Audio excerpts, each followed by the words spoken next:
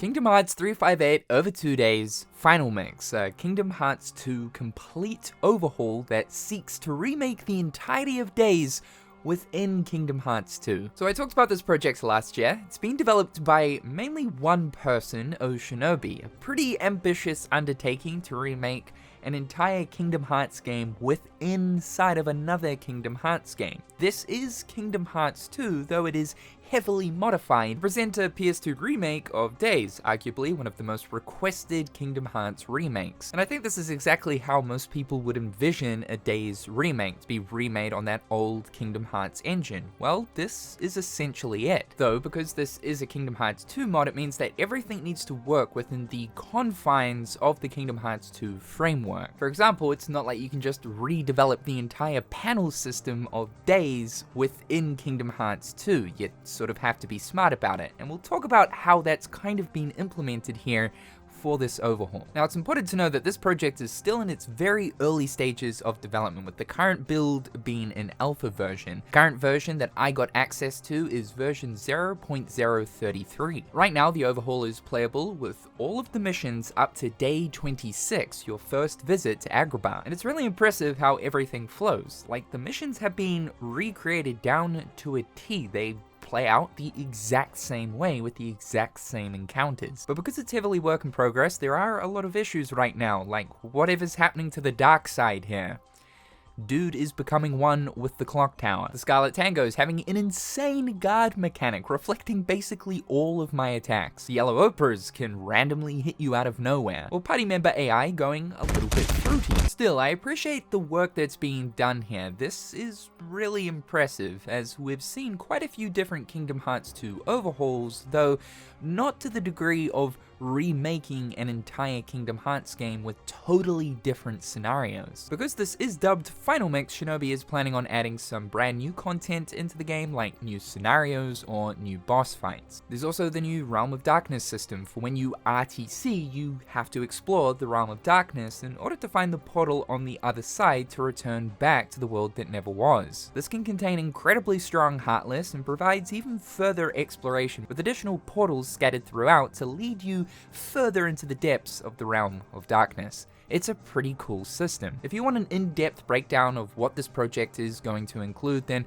I'll link last year's video in the description down below. So what exactly is different in this most recent build? Well, finally we have a bit of an understanding as to how the character progression system of this project is going to work. Now, in the original Days, it used a unique panel system. When I asked Shinobi about this last year, I asked how he intends to recreate this type of a system within Kingdom Hearts 2. Obviously, we're not going to have the Tetris leveling system that Days has, but he mentioned that he wanted to create something that reflects how the panel system works, but within KH2. Armor and accessories, now known as gear and rings, are basically this version's panel system. Panels like power units used to increase your strength are now rings, and the gear panels, which in Days are keyblades, are now armor slot equipables. Now, these gears don't actually change your keyblade like they do in Days, but rather just give you the additional combo modifier bonuses that a gear would provide. For example, if I were to equip the lift gear here, it would enable a multi-hit aerial finisher as part of my combo, which is aerial finish. But keyblades are their own equipables, with the keyblade abilities pertaining to gears as well. The missing ache right here has skill gear attached to it, which allows for faster ground combos. So basically, what you can do here is you can mix and match different gears and reap the benefits of both at the same time. Gear equipables can also come in the form of other abilities and not just specific gears, like Combo Plus, for example. This seems to be how the core of the ability system will work, though that being said, you can still purchase abilities from the Shop Moogle. The Shop Moogle works the exact same way. Heart points is the main currency of the game. For every emblem Heartless that you defeat, heart points drop, and in this build we can actually see the heart points dropping out of the enemies with the graphic. It looks really nice. Heart points are important though, because not only do they allow you to purchase some really good stuff from the Shop Moogle, like even keyblades here, but also level ups. So similar to Days, level ups worked via equipping a level up panel. It's the same thought process here. Enemies don't provide XP upon defeat, but rather just drop heart points. You'll then spend those heart points on level ups. So you can also think of heart points as XP, but it comes down to how you want to build Roxas. Do you want to spend your heart points to level his defense or strength up, or perhaps buy a slot releaser to increase your AP? Or maybe just spend the heart points to get a brand new Keyblade, a new ability,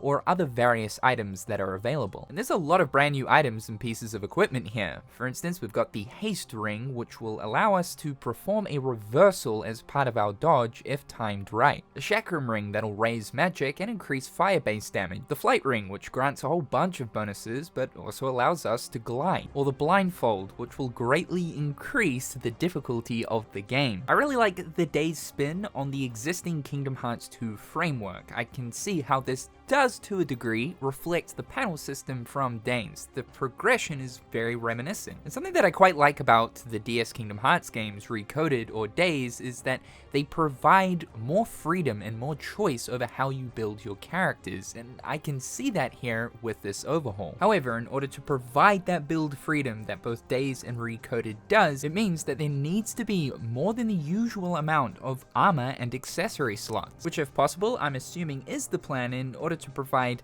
a lot of customization across how you're going to build Roxas with the various different gear pieces and ring pieces. Because the ability section of the game is basically unused, as you now equip abilities in the equipment section. Abilities are only unlocked for get bonuses after completing certain missions. So just like Days, you have to pick and choose what abilities you want active. Because Days' panel system contains 3 pages to choose what things you want on Roxas, it means that there's going to have to be a lot of additional slots modded in. Although the synthesis system hasn't been developed to the game just yet, there are brand new materials like Dark Plasma or Dark Residue, and these drop in these really nice custom looking prize capsules. Roxas has some brand new animations. These have been taken from Melody of Memory, Days, and Kingdom Hearts 2 Final Mix. And even the organization code is animated independently from the leg portion of Roxas, so the animations of Roxas here are looking much cleaner. Right now, the cutscenes for this overhaul consist of either the HD Remix cutscenes or recordings of those text-based cutscenes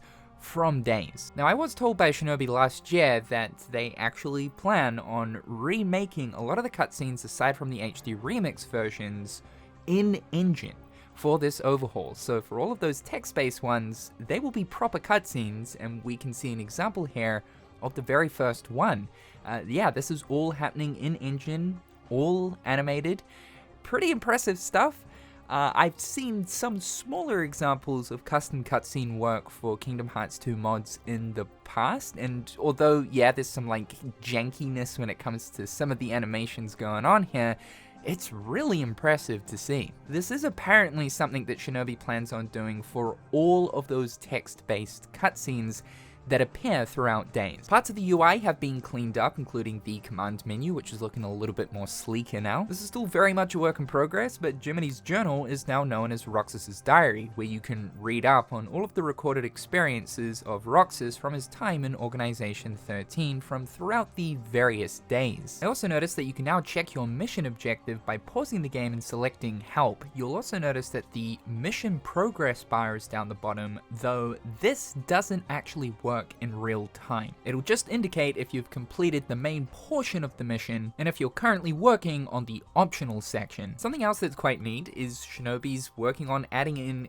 totally new collision into already existing maps that'll appear in the game, like Twilight Town, for example. Brand new ledge grab points and areas to explore, like the rooftops of the city. I think this is a really cool idea to add some brand new spaces into these incredibly familiar areas we've explored so many times before. I just hope it's used smartly, like in the sense of hiding a hidden enemy or a hidden chest to encourage people to get tricky with some of the new ledge grab spots to eventually reach a brand new area like one of the rooftops in Twilight Town. I should also mention that the deserters now actually act like deserters. They're incredibly quick and will slap your ass in a nanosecond. So those are all of the important changes that have been applied in this most recent version of Days Final Mix. The other changes are more so just bug fixing and fine-tuning certain aspects. Obviously there's a lot of work that still needs to be done, but this is a great start so far. I see the vision. I like how the different systems that reflect Days have been incorporated into Kingdom Hearts 2. It's really impressive stuff. It's kind of crazy that Kingdom Hearts 2 modding, considering the engine that it was developed on, has progressed so much that we're up to a point where people are starting to recreate entire Kingdom Hearts games and make completely custom content within it. Shinobi plans on dropping a public demo for this at the end of this year, so you should be playing a little slice of this experience